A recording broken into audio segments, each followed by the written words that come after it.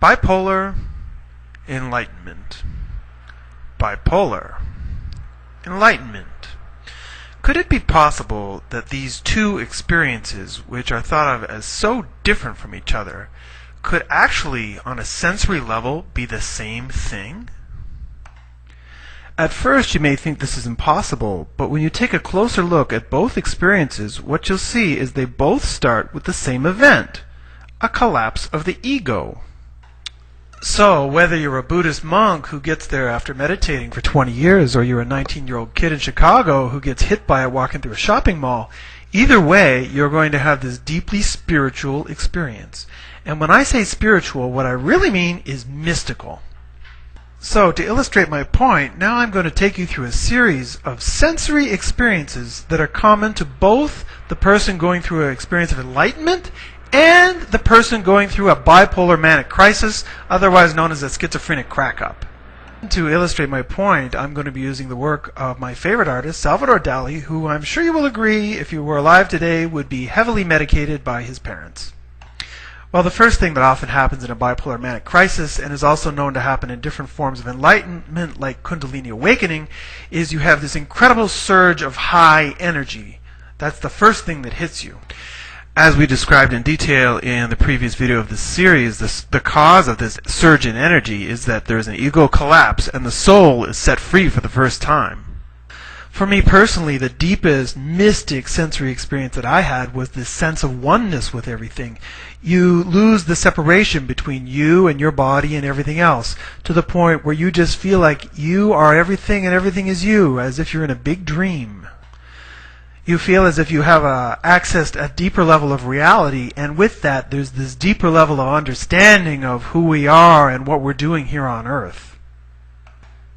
The experience is indescribable in terms of communicating in normal language, and as a result the person in the experience starts to speak in strange ways, often trying to communicate the experience in metaphors by saying things like "I am God" or "I am Jesus," which often others take literally. A person's senses often become very heightened, with a heightened sense of vision, taste, smell, listening, these kind of things, but also a heightened sensation towards other people. You can feel other people's vibe or read their thoughts in a way that you never could before. For many, there is a sense of timelessness in this experience, and some people even have the sensation that they can control time, stopping and starting time based on their own personal desire or concentration.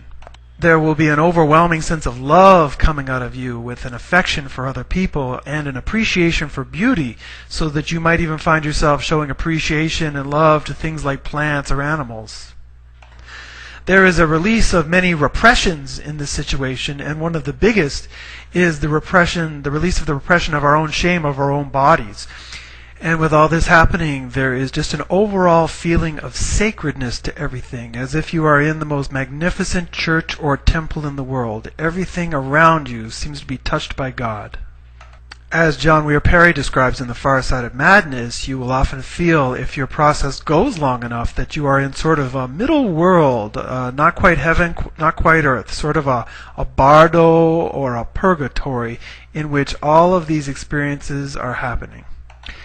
And very often in this middle world, you feel that you are being tested by God in some way, and that maybe even other people are coming to you, not as they appear, like in their earthly name, but as some sort of characters that are there to test you. And, of course, a big part of this test that you're involved in will involve a confrontation with death of some kind. Most people feel that they are somehow encountering their own death, or think they have died in this process.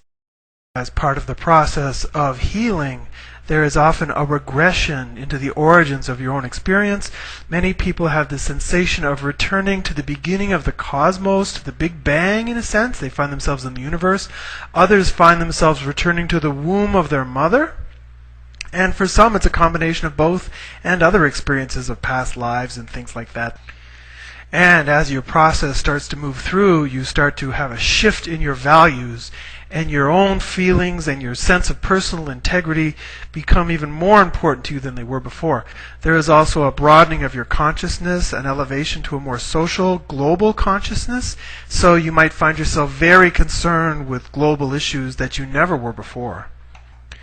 So, like I was saying in the beginning, if you're a 19-year-old kid who's been hit by a bipolar manic crisis, you should easily be able to recognize some, if not all, of these sensory experiences I just talked about. But what you didn't know is that all of these sensory experiences that you had have somehow been related to different forms of enlightenment throughout history.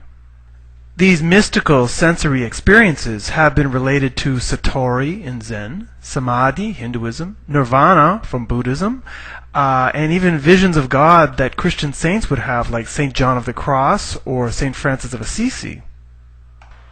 And in the West, this has been recognized by a number of psychologists and psychiatrists as well, sort of leading-edge people.